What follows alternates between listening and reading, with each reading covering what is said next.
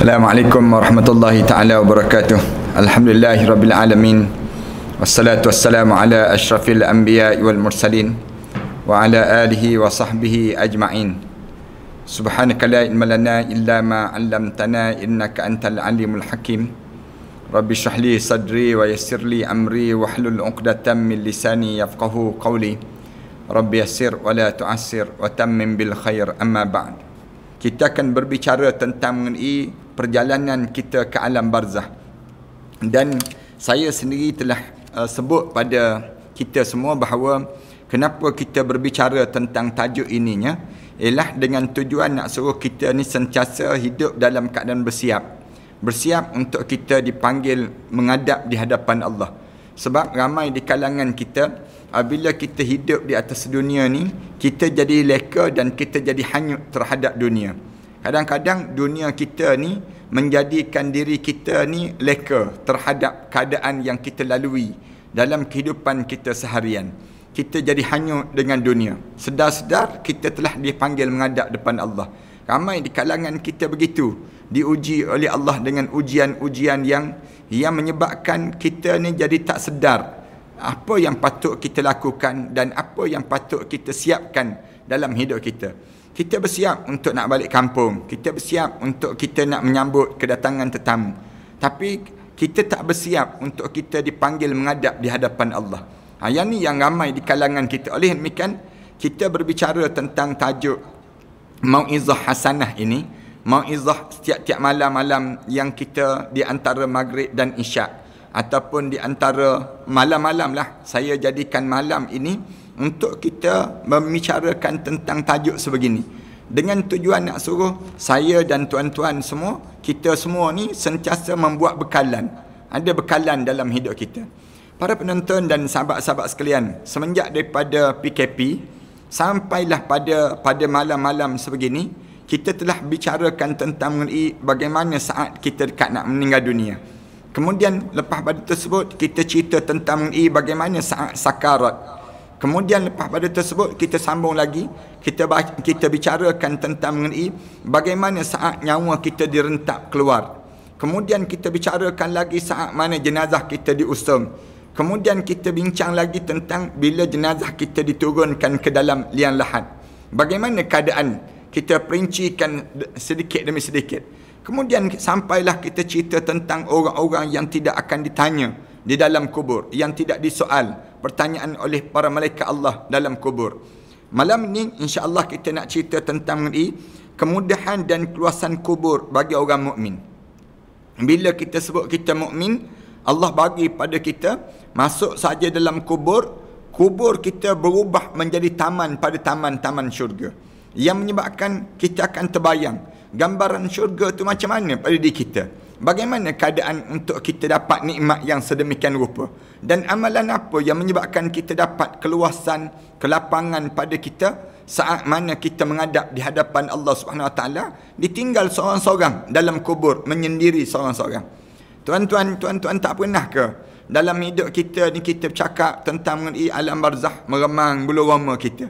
Kita bercakap saja tentang mengenai suasana kita diletakkan jenazah kita seorang-seorang, orang timbus jenazah kita ni dengan tanah, kemudian ditinggalkan kita. Tiba-tiba kita nak suruh kubur kita ni di antara tempat-tempat yang nikmat, waktu mana kita menghadap di hadapan Allah. Kalau kita sentiasa bayangkan suasana demikian, itu tanda cerdik lah. Cerdik macam mana saat mana kita dalam kubur, nak suruh jadi luas kubur kita. Jangan ada kala jengking, jangan ada ular yang datang membelik jasad jenazah kita. Waktu mana kita dalam kubur, saat mana kita ditinggalkan, kubur kita ni jadi luas, lapang terus. Kenapa lapang terus? Kan amalan yang kita buat di atas dunia ini sendiri. Ini di antara tajuk yang kita bincang, macam mana nak jadikan kubur kita jadi demikian. Al-Hakim bin Ibn Majah Al-Baihaqi dan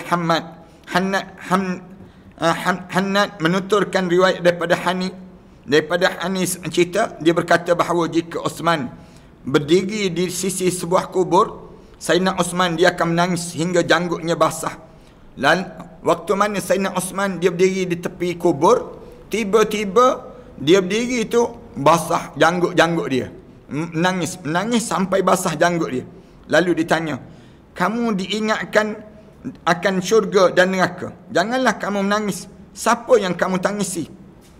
Orang tegur Sayyidina Osman, kamu diingatkan tentang syurga neraka, kemudian janganlah kamu menangis. Siapa sebenarnya yang kamu tangisi? Lalu dia menjawab bahawa Rasulullah sallallahu alaihi wasallam pernah bersabda, katanya Sayyidina Osman, bila sahabat tegur Sayyidina Osman, kamu menangis untuk siapa? Kenapa kamu menangis begini? Lalu dia jawab, aku pernah dengar Rasulullah sebut, sesungguhnya kubur itu merupakan tempat tinggal pertama di akhirat nanti. Rasulullah pernah sebut demikian, awwalu manazil, rumah yang pertama yang sebenar-benarnya kamu dalam kubur ni, bila kamu masuk dalam kubur, Sayyidina Osman sebut, Rasulullah sallallahu alaihi wasallam ajar pada dia bahawa bila masuk dalam kubur je, itulah rumah yang sebenar-benarnya, yang pertama yang kamu akan rasa tentang akhirat. Jika seorang selamat daripadanya, proses selanjutnya akan lebih mudah. Rasulullah cerita pada Sayyidina Osman, Osman, kalaulah sekiranya orang yang masuk dalam kubur, dia rasa dia diberi keselamatan, masuk dalam kubur ni, tiba-tiba tak ada, tanya malaikat muka dan nakir, tak ada keluasan kubur dia terjadi, maka di waktu itu katanya Rasulullah sallallahu alaihi wasallam, dia akan lebih mudah pada masa-masa yang akan datang dalam hidup dia.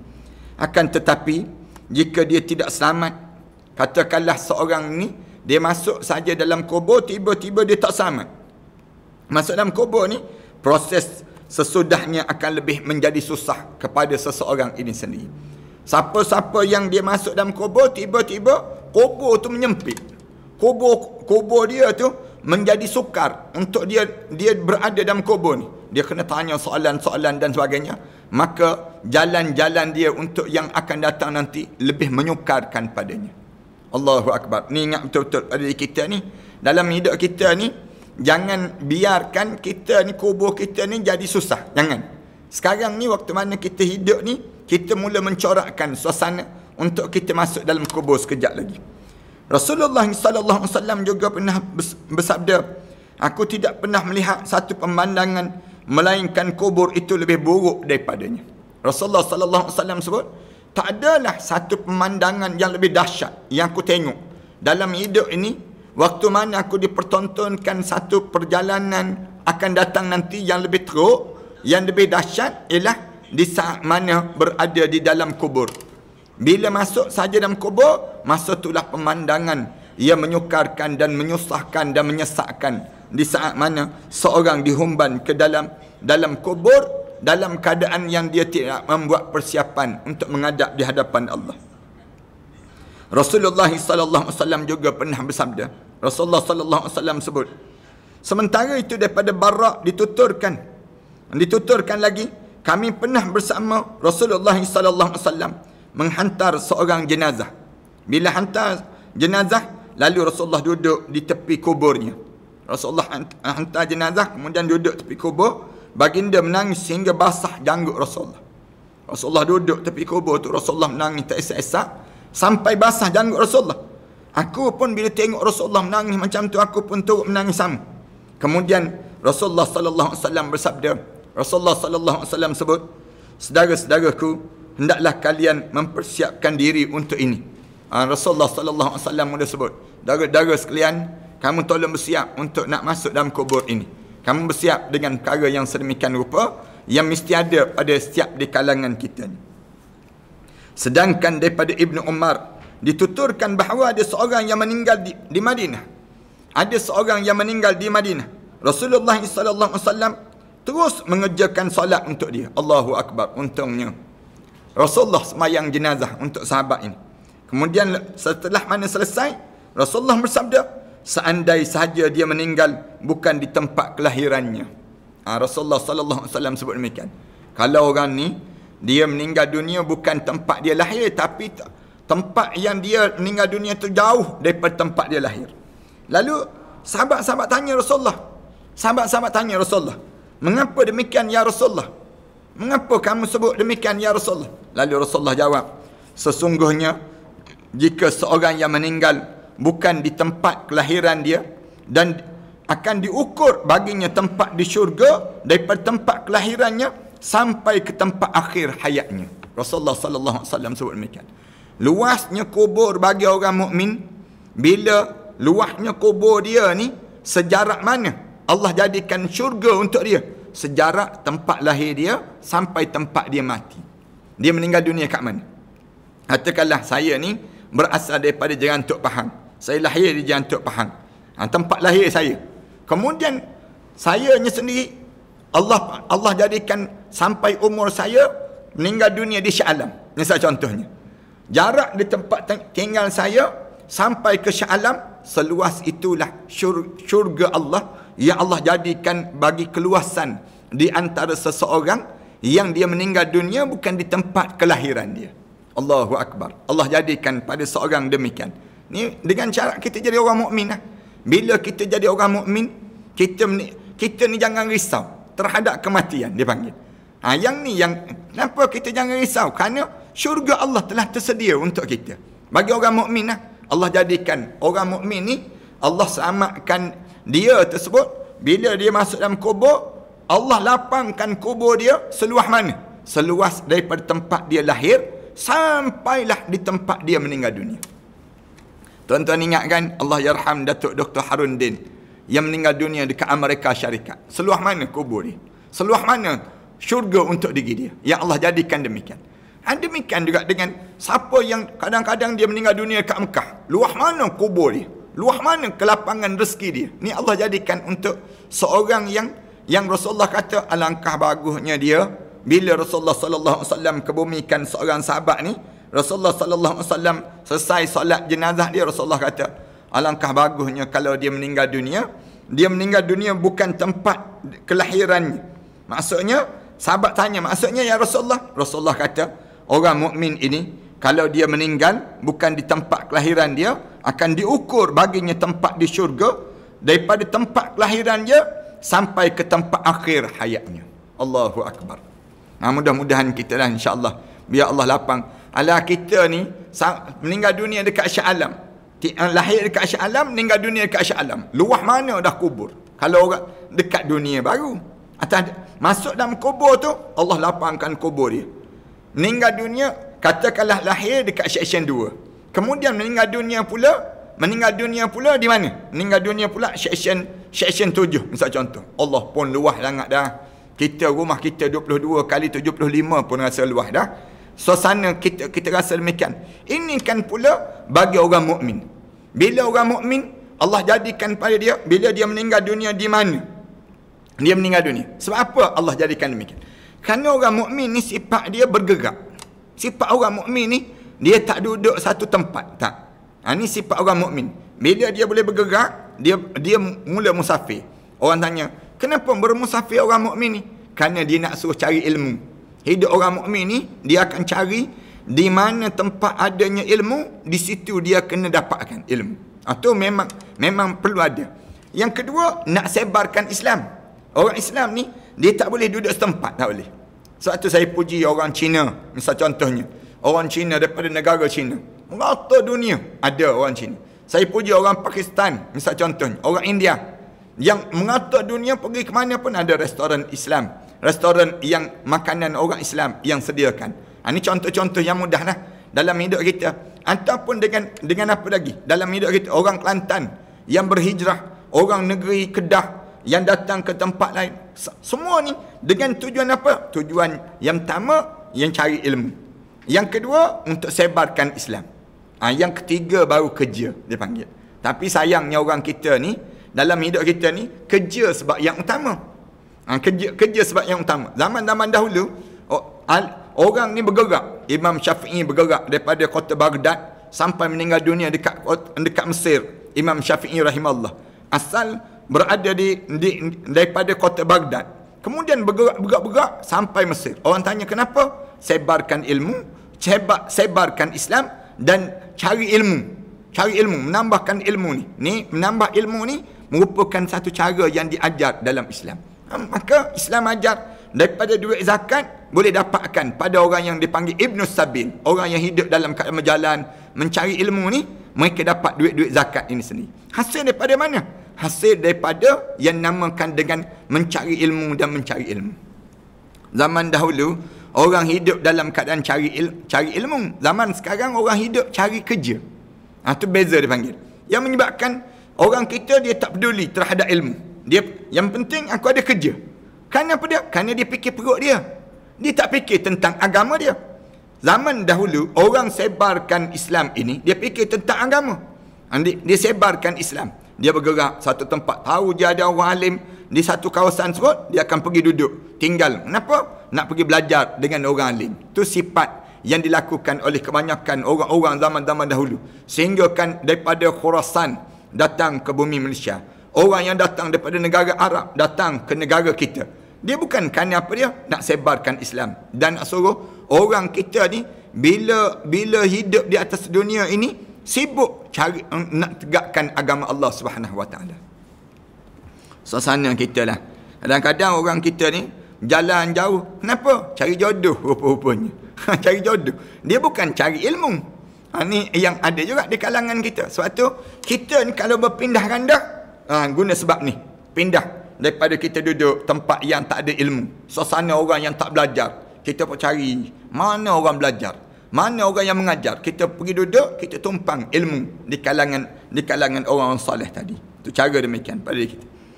Kemudian sebagaimana diriwayatkan oleh Ibnu Mas'ud, Rasulullah sallallahu alaihi wasallam juga bersabda, bagi orang yang asing yang meninggal tidak di tempat kelahiran dia, akan diluaskan kuburnya sejauh keberadaan dan dari keluarganya.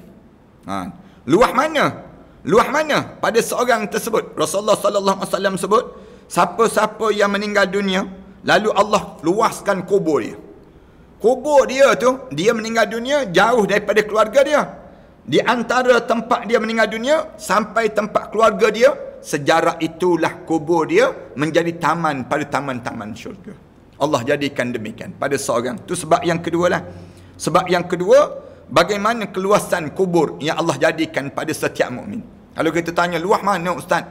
Luah mana kubur yang dalam kita ni Allah kurniakan pada kita? Seluas mana? Seluas yang namakan dengan tempat kita lahir, tempat keluarga kita berada, sampailah tempat kita meninggal dunia. Di mana? Itu cara demikian. Kadang-kadang ada orang yang meninggal dunia saat mana dia sedang pergi kerja. Dia kerja, kemudian cari rezeki, kemudian dia berada luar negeri. Misal contohnya, dia meninggal dunia di tempat tersebut. Bila dia meninggal dunia tempat tersebut, orang tanya, orang tak tahu keluarga dia kat mana. Lalu dikebumikan jenazah dia di tempat dia tadi. Lalu luah kubur dia ni seluas mana? Seluas daripada tempat dia dikebumi sampai pada rumah keluarga dia yang berada tersebut. Abu Sa'id Al-Khudri menuturkan bahawa Rasulullah sallallahu alaihi wasallam bersabda. Rasulullah sallallahu alaihi wasallam sebut lagi, sesungguhnya kubur itu merupakan salah satu di antara taman-taman syurga ataupun salah satu daripada lubang-lubang neraka. Disebut demikian. Maknanya kita diajar supaya hiasi sekarang kubur kita. Macam mana kita nak jadikan kubur kita ni taman pada taman syurga ke ataupun kawah kepada kawah-kawah neraka. Bagi kita ni. Sementara Ibnu Umar radhiyallahu anhu menuturkan bahawa Rasulullah sallallahu alaihi wasallam bersabda, kubur itu boleh menjadi salah satu daripada lubang neraka Jahannam ataupun salah satu di antara taman-taman syurga. Disebut demikian. Orang mukmin bila masuk dalam kubur, kita harap kita lah insya-Allah. Setiap di kalangan kita ni bila meninggal dunia saja masuk kubur di antara taman pada taman-taman syurga, bukan di antara kawah kepada kawah-kawah neraka. Kemudian disebut lagi Ibnu Abi Syaibah dalam Musannif As-Sabuni dan juga daripada Ibnu Al-Mundah menuturkan bahawa Ali bin Abu Talib karramallahu wajhah pernah berkhutbah seraya menuturkan kubur itu boleh menjadi salah satu daripada lubang neraka ataupun salah satu daripada taman-taman syurga. Ketahuilah kubur itu bercakap dengan setiap di kalangan manusia ini sebanyak 3 kali setiap hari. Kubur ni sebut demikian. Dia berkata, aku adalah rumah cacing, rumah gelap dan rumah yang menyeramkan. Abu Hurairah menuturkan daripada hadis Rasulullah sallallahu alaihi wasallam, baginda bersabda, di dalam kuburnya seorang mukmin berada dalam sebuah taman yang berwarna hijau. Dalam kubur ni, bila masuk saja dalam kubur, seorang mukmin tersebut akan masuk dalam taman yang indah yang berwarna hijau, memukau pandangan mata. Kemudian kuburnya meluas sehingga 70 depa serta diberikan penerangan seperti cahaya bulan purnama pada malam hari. 70 depa ni sama dengan 500 kaki, lebih kurang 500 kaki. Allah jadikan demikian. Maknanya nak sebutnya, bila masuk dalam kubur, Rasulullah sallallahu alaihi wasallam sebut tiap-tiap hari kubur ni panggil nama seorang. Panggil sebanyak berapa kali? Panggil 3 kali sehari. Aku rumah yang hening, aku rumah yang sempit, aku tempat yang penuh dengan cacing. Disebut demikian. Bila sebut saja begitu, Rasulullah sallallahu alaihi wasallam sebut pula, dalam kubur orang mukmin berada dalam sebuah taman. Rasulullah sebut demikian. Bila orang mukmin masuk dalam kubur, mudah-mudahan kita dah yang dipilih oleh Allah untuk menjadi orang mukmin insya-Allah. Bila masuk dalam kubur saja, Rasulullah kata kubur dia akan berubah menjadi warna hijau, taman-taman yang cantik, suasana yang indah pada diri mereka tersebut, dan diberi penerangan seperti cahaya bulan purnama pada malam hari. Terang je dia tu, macam kita duduk tengah-tengah bulan, tengah-tengah 15 Syawal misal contohnya. Terang je bulan tersebut. Macam itulah dalam suasana yang kita berada dalam kubur nanti. Allahu Akbar. Mudah-mudahan kita dapat nikmat ini insya-Allah. Allah kurniakan pada kita. Kemudian Muaz, sebagaimana yang diceritakan oleh Ibn Al-Ma'bad, pernah bertutur, aku pernah berkata kepada Aisyah radhiyallahu anha, aku pernah tanya Aisyah, beritahulah kami tentang kubur, apa yang diberikan dan apa yang diperlakukan terhadapnya. Muaz ni dalam banyak ramai-ramai orang, bila dia berjumpa dengan Sayyidatina Aisyah radhiyallahu anha, dia tanya Aisyah, boleh tak cerita pada kami tentang kubur? Dalam kubur ni ada apa? Suasana apa yang akan berlaku? Tengok cara sahabat kan. Cara sahabat dia nak belajar, nak tahu. Kita ni kalau berjumpa dengan orang, kita akan sibuk tanya, balik kampung tak balik kampung tahun ni? Kita tanya soalan demikian. Kita ni bila kita berjumpa dengan orang, kebanyakan di kalangan kita sibuk makan kuih raya apa? Kita tanya demikian. Anda kita tanya, tolong cerita pada saya tentang kubur. Allahu Akbar. Kalau ada orang tanya soalan demikian, tanda kita ni orang yang sentiasa cerdik, dia panggil. Orang yang fikir terhadap akhirat Allah. Kerana sampai peringkat bila orang berjumpa dengan kita, orang akan gambar terus. Orang ni orang yang sentiasa ingat pada kubur ni. Orang yang sentiasa berhati-hati dalam hidup dia ni. Mesti orang yang sentiasa dalam hidup dia fikir macam mana nak suruh selamat, macam mana nak suruh selamat dalam hidup mereka. Aisyah radhiyallahu anha, bila Muaz tanya soalan demikian, Aisyah jawab terus, jika dia seorang mukmin, akan dilapangkan kuburnya seluas 40 depa. Disebut demikian. Seluas 40 depa ni sama dengan 240 kaki. Allah jadikan kubur dia ni luas mana kubur ni? Aisyah kata seluas 240 kaki. 240 kaki ni luas. Nak sebutnya besar istana raja ataupun agung tu jauh lebih hebat lagi daripada suasana yang dirasakan di atas dunia ini sendiri.